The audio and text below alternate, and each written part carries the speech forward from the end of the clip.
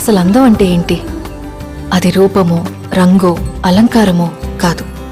ఏ ఒక్కరి జడ్జ్మెంటో, అభిప్రాయమో కాదు. ఒక కవి వర్ణనో, చిత్రకారుడి బొమ్మో కాదు. మరేంటది? అందమంటే గుణం. అమ్మాయినయుండి చెప్తున్నా, I don't want people to call me beautiful.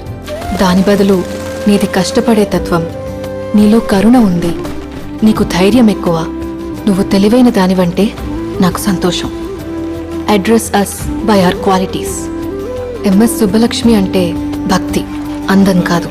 Mother Teresa అంటే కరుణ, అందం కాదు. ఐన్ ర్యాండ్ అంటే తత్వం, అందం కాదు. సరస్వతి అంటే విద్య, దుర్గా అంటే ధైర్యం, గౌరీ అంటే తపస్సు, లక్ష్మి అంటే శుభం. ఇలా ఏ దేవతనైనా ఆమె క్వాలిటీస్ కోసమే పూజిస్తారు, ఆమె అందం కోసం కాదు. నీ గుణాలే నీ సంతకమవుతాయి, నీ అందం కాదు.